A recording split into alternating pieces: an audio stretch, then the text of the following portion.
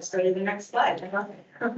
My little introduction. I'm Rachel. I'm a horticulturist at the Alaska Botanical Garden. This will be my 6th season working there. So I do not have a degree in horticulture. I have a bachelor's degree in English and a master's degree in linguistics. And I started working on farms as a summer job while I was in school.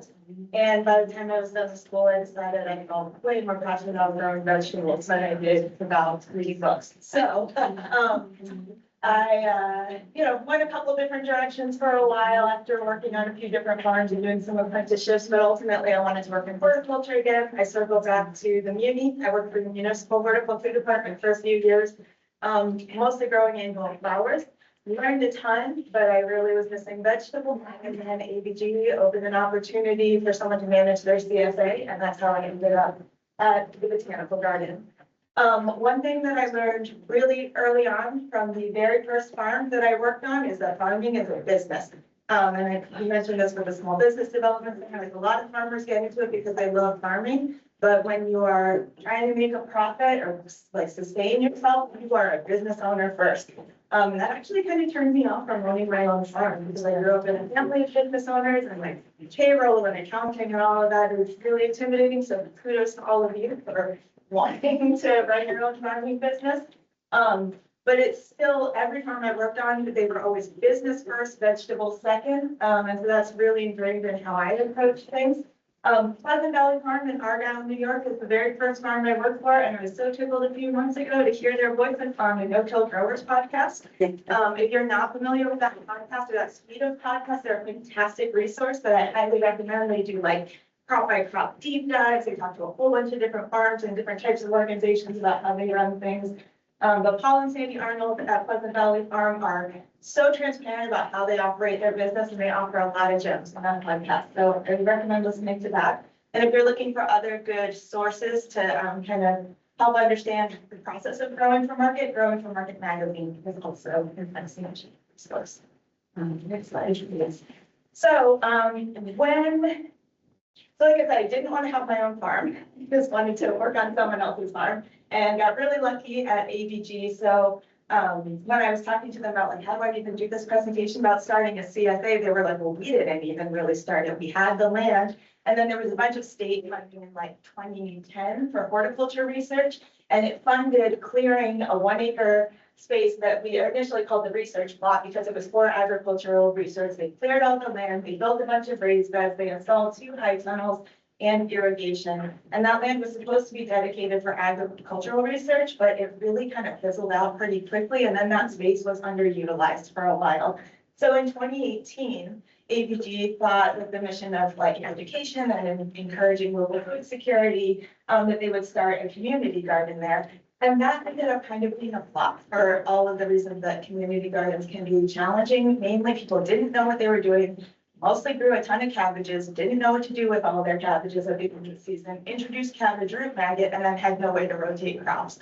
And so ABG kind of ended up in this situation where they're like, we need a little more control over what's being grown in our space. So they shifted to a traditional CSA. So I guess quick show of hands, is anyone not familiar with what a CSA is? Okay, CSA stands for Community Supported Agriculture. It's essentially a vegetable subscription. So people buy a share of your farm upfront in the beginning of the season. And then once you start harvesting, they pick up their share of produce once a week. And so CSAs are really beneficial for any growers really, because they front load revenue. So like right now, we're selling CSA memberships for the garden. So revenue is coming in right now. And this is an important time because you're stocking up on supplies, seeds, soil, fertilizer, all the things that you're buying now. So CSAs really help front load revenue. The other thing that's nice about CSAs is they're a risk sharing model because growing is really variable and you never know exactly what's going to happen. So people are essentially investing in your growing operation and then sharing the risk so that if you have a bust, they're aware that farming is variable and they might get a lower harvest or a lower yield in a worse growing year or a bumper crops in a good growing year. So for all those reasons, ABG wanted to shift to a CSA. They started in 2020, which is a rough time because the pandemic started. So things were a little bit challenging, but it was still a fairly successful program because there wasn't a lot of face-to-face interaction. So our staff and volunteers could do all the growing and harvesting. They would box it up, leave it for people to pick up. People could come pick up their boxes and then kind of swap out every week. Another thing that they wanted to do, we talked about, Cecilia talked a lot about like access and food insecurity and providing local food for low income families. So we started off with some grant funding to kind of try to provide like scholarships. So someone who wouldn't normally be able to afford a CSA membership could potentially get a subsidized CSA membership. And so with that, ABG also has some institutional credibility and a built-in audience. So we didn't have to do too much marketing. We can kind of just advertise as the garden. Hey, if you're interested in this program, you can sign up here. And so we initially started with 15 members, charging $500 per member for the season. And it went pretty well in their first year, but they realized pretty quickly that labor is just the hardest part and we didn't have enough staff for it. So next slide. I came on in 2021 to manage this program specifically. And the goals that I was given when I started were to reliably produce enough for all of the families in the program, because they were kind of having some like boom and bust issues where some weeks they would have a lot of produce and other weeks they would have not enough. Figure out how to improve access for low income families because the scholarships were kind of hit or miss. They wanted to change from the box style pickup to a farmer's market style pickup to increase engagement with people on site. And then of course, just managing labor, because labor is always the most challenging part of any farm. So we essentially are operating on a model of like one full-time equivalent for the summer. And I've also been given mixed directives on this, but essentially we're going to reduce reliance on volunteers because it doesn't feel good to be making money on a program with free labor for a number of reasons. Undercutting other sellers is one of them. So we still do have volunteers work in the CSA area and do harvest. Sally helps us a lot with this. We do that because volunteers love working in that space and it really fulfills our education mission. But we don't ever want to have a model where we have free labor and we're making money off of that. So over the course of the 5 years that I have been working there, we've doubled the size and revenue. So we increased to 35 members. Which ultimately we were able to do. It's the right size for our growing system. So those of you who are familiar in growing in plug trays, we usually start things in 48 or 50 cell plug trays. And then most of our raised beds are 40 to 50 square feet. So essentially I was ending up with 40 to 50 plants per bed. So each crop would be like 40 to 50 plants. And if you give yourself like 20 to 30% margin of error, I was ending up with 30 to 35 shares worth of something every week. So ultimately that ended up being the right size for our CSA. So we didn't have a ton of extra that was just lost revenue. I also increased the price of our shares to $750 per family. And the rationale for this, we started with $500 because that's what other CSAs in town are doing. At least they were at the time. And I think the last time I checked, a lot of CSAs are right in the $500 a share mark. But ours is little bit more than that. We call it a guided gardening program. So I also do weekly educational content. I do recipes, newsletters. We have a little YouTube channel where we have like video recommendations for what to be doing. We grow plant starts for people to put in their gardens in the early season. And we include a family membership to the garden, which is a $100 value. So all those things combined, $500 just didn't feel like the right price for what we were offering. So we've increased that to $750 a share. And we get just between 30 and 35 signups at that price every year, which makes us feel like that's the right price for what we're offering. We've eliminated grant funding because the scholarships really weren't working out for us. We were finding that the people who need the access to that food had a lot of barriers, often language barriers, transportation barriers, even to filling out the applications. And then if they could even get the application in, then they had a lot of barriers to like coming to the garden and getting their produce. So what I started doing instead was just bringing also surplus to the St. Francis House Food Pantry. We established a really nice relationship with them, and now they know every Wednesday ABG is there with produce on what, and that turns out to be like a way better way to get fresh local produce to people who need it. And then new in 2025, since I'm always kind of looking for ways to increase the sustainability of this program from a financial perspective, we added a guided gardening component, which is not the CSA. You don't get any vegetables at all. It's just the educational piece of the content. But since I was producing that anyway, it's a fairly easy thing for me to offer. And signups have been low, or there's not a huge demand for educational content we're finding, but it is enough that if I don't get a full 35 memberships, it kind of offsets the revenue. So that's what the CSA looks like now. Next slide. So the way I got it there over the last 5 years was really a mindset shift from thinking like a gardener to thinking like a farmer. I think it was pretty jarring to a lot of the people I work with, but they're used to it now and they love it. So this is something I would recommend to anyone who's considering using your garden to try to produce revenue. So the gardening mindset, you experiment with a lot of different crops, you see what you can get to grow, you try cool new varieties, lots of fun things, you experiment with different methods, you harvest whatever you get whenever you get it, you accept variability. So if something gets bitten by flea beetles, you're going to eat those leaves anyway. If your radish is split, you're going to eat those anyway. Some things are big, some things are small. That's all fine for a garden. And gardeners also think in terms of abundance, and we always want to produce as much as we can and have a real big bumper crop. Conversely, on the production mindset is I'm going for consistency in general. So I actually plan everything by calendar week. So like first week of the year, second week of the year, third week of the year. So I kind of plan out week by week which crops I'm expecting to have ready that week. And if I identify I don't have many crops ready that week, I plan backwards from that week to try to fill that gap, which I'll talk about a little bit more. So I'm planning backwards to try to make sure I have an even harvest across the whole season. I'm growing for consistency. That has a lot to do with variety selection, which we'll talk about on another slide, and then standardizing our systems and quality. These are things I'll talk about more. But I do want to emphasize that even though we have a 1 acre space that we're growing on, not every square inch of that is used for farming. When you put all of our bed space together, it really comes out to about 3,000 square feet of growing. And so for everything that I'm giving you, all of the context, we're talking about 3,000 square feet for a 35-member CSA. Another big thing that I did when I started is to reduce the number of low yield, high labor crops that we're growing. So sugar snap peas are a great example.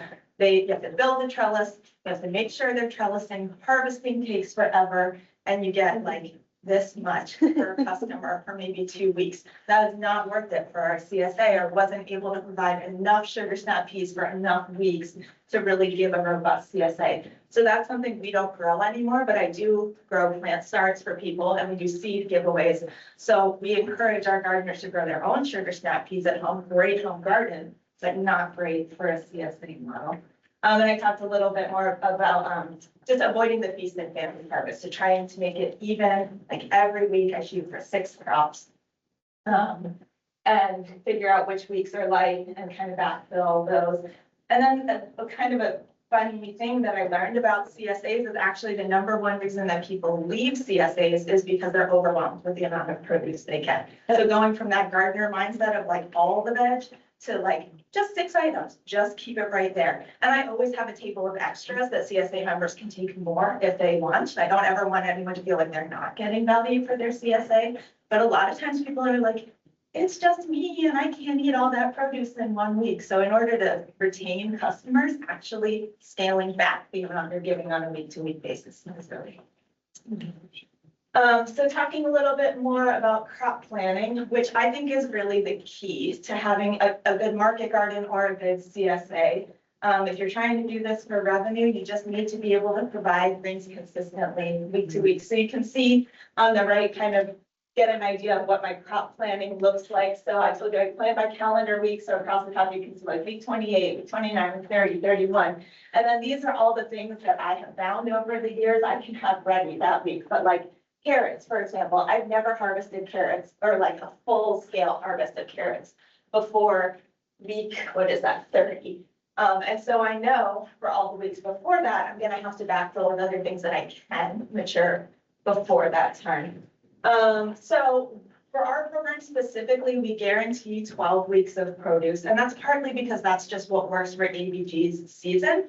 You can grow a little bit earlier if you have high tunnels. I've been working on some season extension in the early season with high tunnels, but we don't have enough high tunnel space to provide a full CSA share for 35 members for 4 weeks ahead of time. But if I do some planting in the high tunnels in mid-April, I can usually start harvesting salad right around Memorial Day. So you can extend that season a little bit early. And we end at the beginning of September, right around Labor Day, which is the sort of 36th calendar week of the year. You could potentially go beyond that with things like potatoes and onions and root crops.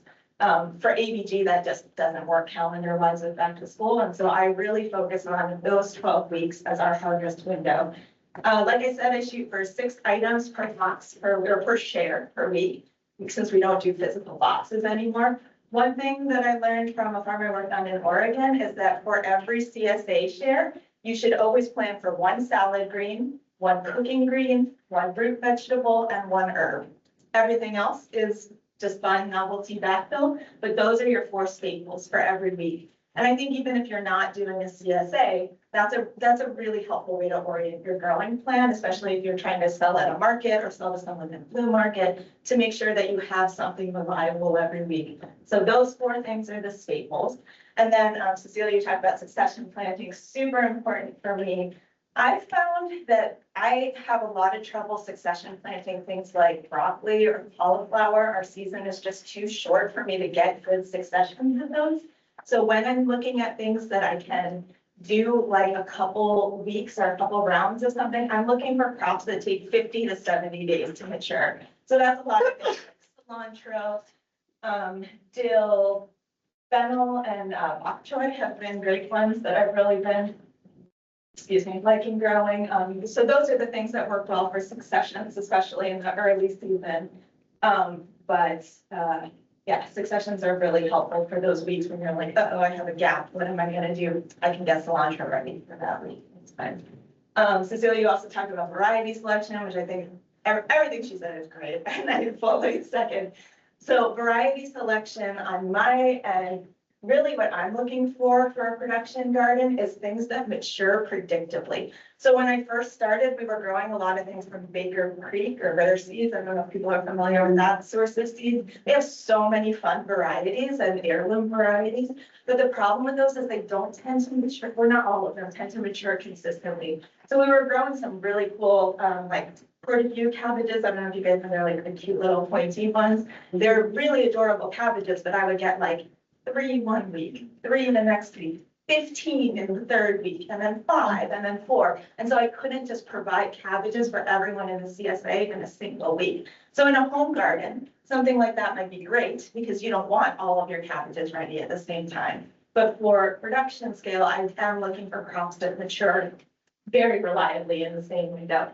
So some of the varieties that I found I really like are Tarek is a kohlrabi variety that really consistently all mature to a similar size, all at right about the same time, and still have good flavor and are nice size. So that's been a great one. Ailsa Craig onions. If you're growing any other onions, I'm going to tell you to switch to Ailsa Craig. They're an heirloom variety, but they're a big exhibition onion. But the beauty of an exhibition onion, they can grow to be like a pound or multiple pounds. But if your exhibition onions fail, you still get like a good sized onion. So Ailsa Craig is a really good long day onion that works well for us. Bok choy is one that I have been relying on more and more, especially as ramen gets more popular. A lot of people are interested in having bok choy. But again, I was having that like inconsistent maturity problem. Black Summer is a really nice variety of bok choy that I'm finding reliably matures all at the same time and in a pretty quick window. And if you have some high tunnel or greenhouse space and can grow cucumbers, Katrina is a variety that has just blown us away. It's a greenhouse producer, really expensive. It's like $1 a seed, but so worth it because it is dioecious, which means every flower is a female flower. So every flower will produce a fruit. And parthenocarpic, meaning it's self-fertile. It doesn't need to be cross-pollinated. So it just pumps out cucumbers. Like once it starts producing, you can keep harvesting off of that same plant for the rest of the season. So that's been a really good reliable variety for us. I also lean on variety selection to introduce some novelty, because when you're shifting from the garden mindset to the farming mindset, you are kind of eliminating a lot of those like fun specialty crops, sometimes at least. So I shift to, excuse me, different varieties to introduce some new colors and flavors. So lettuces are so fun. There's so many different types of lettuces, so many different shapes of leaves, so many colors. So I try for our CSA to have a different type and color of lettuce every week. And that's one of the very first things that I did, with the goal of having a salad green ready every week, but kind of planned out looking at like how many days to maturity do each of these take, so that every week I have a different variety of lettuce ready, and people can get introduced to butterhead lettuces and leaf lettuces and bit lettuces and all the different things little by little each week. Bright lights chard. Oh, thank you so much. Bright lights chard, if you're not familiar, is just the multicolored stems of chard. It tastes the same as other chard, and it just looks beautiful in a farm stand or in a CSA box of people's lettuce. Radishes, like Cecilia said, I don't know what it is about radishes, but they are just a magnet. And if you pile them high and you have these like big, beautiful radishes, like everyone will come over to our stand and try to buy radishes, even if they're not in the CSA. At this point, I grow extra radishes. There's like an insatiable demand for radishes in this town, I think. But Easter radishes have a lot of fun colors. French breakfast radishes, I showed on the very first slide, I was holding the bunch, have like, they're a little bit longer with white tips. They all taste really good and they grow great. So it's a fun way to introduce some novelty and kind of a standard reliable crop. Same thing with carrots. I tend to find that like rainbow carrot mixes, some of them just don't have nice flavor, even if they look really pretty. But I have found a couple of varieties, Gold Nugget from Johnny's and Purple Haze that I also get from Johnny's are a gold carrot and a purple carrot that actually have great flavor and mature pretty early. So yeah, so eliminating some of the extra fun crops, but introducing a little novelty through fun varieties. And then I also really focus on crops that you can harvest from continuously, because if I'm gonna have, like you were talking about the garlic sits there all season, and then what, it's just taking up bed space and not earning revenue until the very end of the season. So I'm a big fan of crops that you can harvest from continually. So kale, chard, herbs, zucchini, and cucumbers are some of our mainstays that once they start producing, if you're harvesting the right way, you can keep harvesting off that same plant and provide, like I can do, like I said, I try to do a cooking green every week, so I can do kale every other week and chard on the off weeks, and I can go back and forth between those two beds, and in that 2-week window between when I'm harvesting the other one, sure. And then finally, and again, this is a bit of the sad part when you're transitioning from a garden to a farm, is you do have to kind of think about the bed space and value. So I do try to focus more on crops with high value per square foot. So bok choy and fennel are two that I really like, because you can just pack a ton of them into the bed space and you can do successions or turn them over fairly quickly. We do still grow potatoes, broccoli, and cauliflower, but we have the luxury of that space. If you're in a really tight space and you don't have the luxury of space, those are some of the ones that I would eliminate first. Broccoli and cauliflower, they take up a ton of space and you get this much at the end. So it's not necessarily a high value.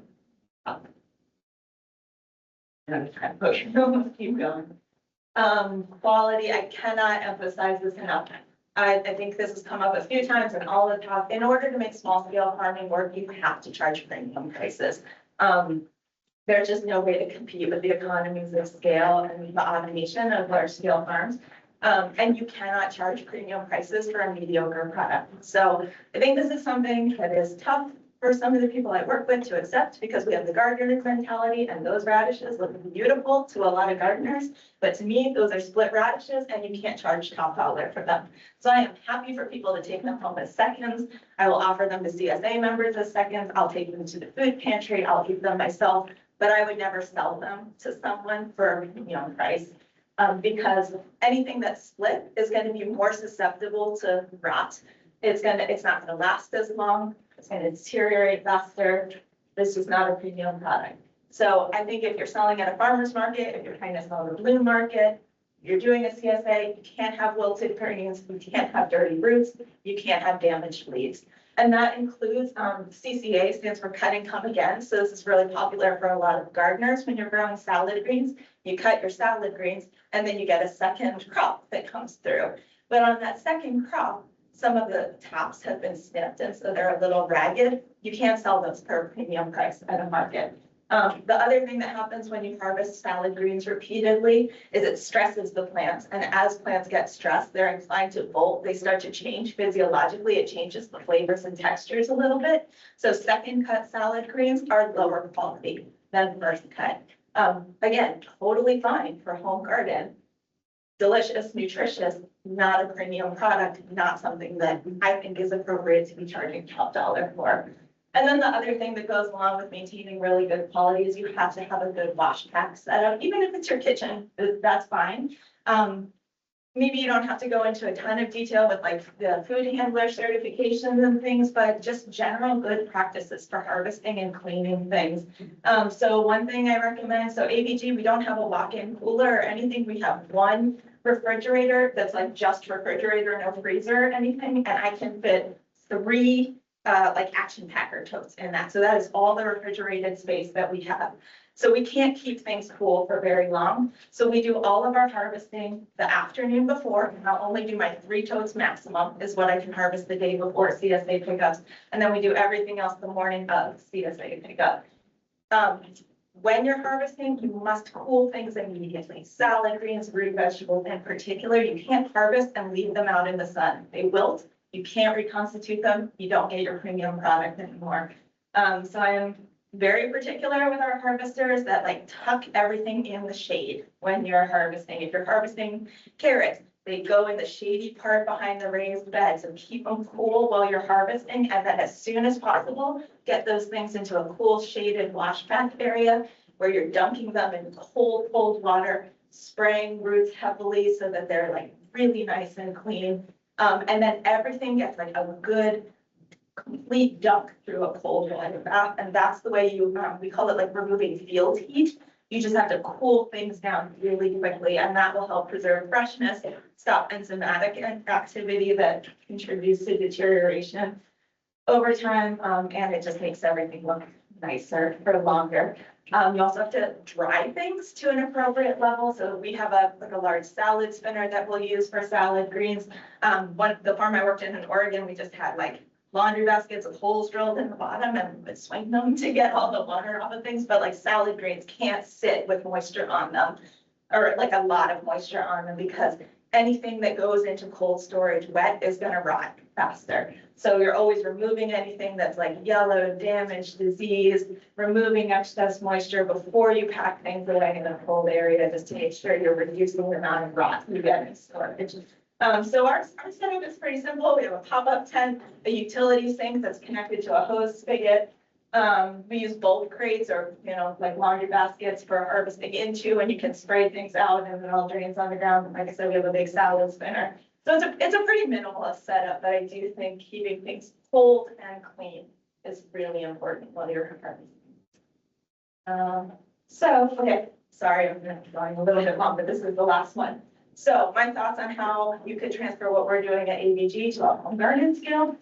I was really trying to think of like that $2,500 mark for the exemption, because the CSA is a great way to hit that goal if you can, because it front loads the revenue and you can kind of know early on in your season if you hit the $2,500 mark, and then everything beyond that is bonus. And I think it's possible on a residential lot. So I would recommend you can start with pretty minimal infrastructure. Thinking about our space, we have about 3,000 square feet of growing space. If I scale that back to like a 5 to 8 member CSA, which would help you hit that $2,500 mark, I think you could do that with like 400 to 500 feet of growing space, which would probably end up being like 6 to 10 raised beds. And I do recommend raised beds. They are absolutely the most productive for us. You don't have to have a high tunnel. You can just use low tunnels to kind of provide some extra heat and protection from pests. Root maggot is a big issue, especially if you want to grow radishes. Yeah, root maggot radishes can actually be tricky. So low tunnels can help with that. simple irrigation, any irrigation system is gonna reduce your labor, and reducing labor is gonna be really important to making this a viable business for you. So a simple irrigation system and then wash pack. Kind of already talked about what I think are some of the ideal crops for generating revenue. But again, eliminate anything that's high labor or high space and low yield. So I like for continual harvest, kale, chard, herbs, zucchini, cucumber, successions, like I talked about before, anything that kind of just has short days to maturity. So salad mixes and lettuces are great, arugula, spinach, green onions, bok choy, fennel, celery. Sometimes I feel bad, like I'll give people 2 or 3 weeks worth of celery, but it's a really nice one for succession. So fresh celery, so good. So celery, kohlrabi works really well, and cilantro and dill are ones that we have to do a succession. So if you try to do cut and come again, they'll just bolt. You won't really have what you're looking for. And then root vegetables, radishes, just everyone loves them. Beets are hit and miss whether people love them or not, but they'll take them. Snow apple turnips, I don't know if you guys are familiar with this term, but Rumpel Family Farm, who sells at well, a bunch of markets, but South Acreage Farmers Market, he's the one who coined the term snow apples. They're Japanese turnips, so you can find a couple of different styles of them, but because Alaska's soil is cool and moist, they tend to grow a lot larger and sweeter here than other places. So a lot of places harvest Japanese salad turnips when they're like radish size, but we can actually get them to be like pretty big and nice. And Rumpel's done an amazing job of branding this. Like people look for snow apple turnips, they love them.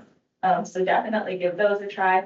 And then carrots, like radishes. I think there's just an insatiable demand for carrots in this town. You grow all the carrots you want. And then finally, the logistics of how you would deliver a small scale CSA. Like I said, I think 5 to 8 people could be adequate for hitting that $2,500 mark. I think anything that minimizes your labor to deliver products to people is helpful. So like a neighborhood CSA where people right to your house and pick up their shares would be, in my mind, the easiest way to do it. So you're not having to like box things up and deliver them somewhere. You can absolutely supplement with value-added products, and all the discussion of the cottage industry stuff I think is fantastic. That's all things that can supplement a CSA box if you're light on produce for a week. And then the nice thing about a CSA is like any extra you have, you can still take to a market, sell to a place like Blue Market, or donate to food pantries. And you can when you take things to the food pantry. I know we talked about like it's kind of a wash with the in-kind donations, but they will give you a receipt and you can itemize and choose the value. So if that helps with record keeping, we do that. So that's all I have to say about starting a CSA.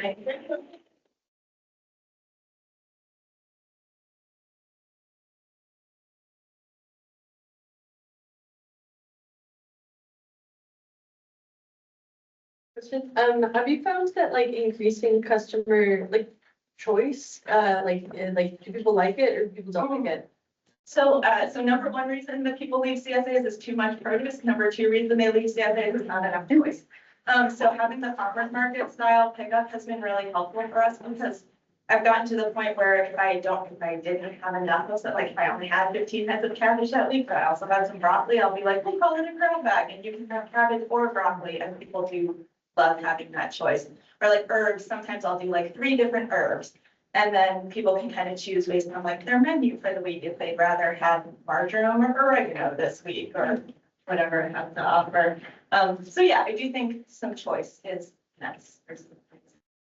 I think that's, I've been like feeling like our CSA needs to like go more choice, but like Yeah. I was because of the stress of like creating like this huge quantity of one crop each week. But I do think, so that's good to hear. But the problem that I've had at other CSAs that I've worked on is like the way to give customers choice is very challenging because they would like fill out a form and then you would have to go look through for all the exceptions and like, oh, that person doesn't want head lettuce, they want an extra Swiss chard instead, and you're switching them all out. Because we do this farmers market style pickup, and I can put signage on things instead, it's much easier for us to give people options like that. I can People just grab 1, 2, 3, 4, 5, 6. Yeah, exactly. So I'll just have a sign on each item on the farmer's market stand that says like, you know, chard or kale, choose one. Yeah.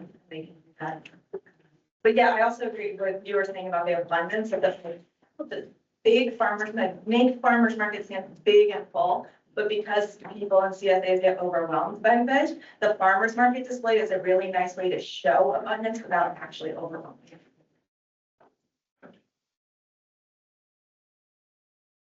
This might be a question for several people, but do we have any market research on like whether it's either farmers markets or CSA, like whether there's unmet demand?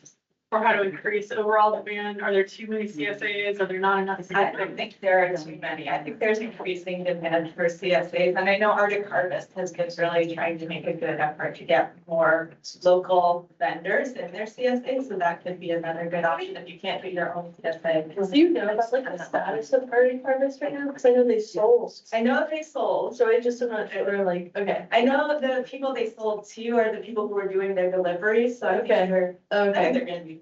okay, sorry.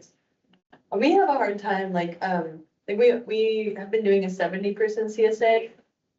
And like, it's always like sort of nearing the end where we're like, are we gonna meet 70? But then throughout the summer, there's just like easily 20 people throughout the summer who were like, what? I didn't know what the CSA is. Like, I would have loved to do that. So I think that like maybe creating some sort of like model where it's like halfway through the summer, you can still accept people, or it might help with that. I'm not totally sure. Because then even if you put them on the wait list and you reach out to them the next year, maybe they don't check their email, or they change their mind, or they don't, in the moment, on the computer, it doesn't sound as good as when they're in front of all the vegetables, or, yeah.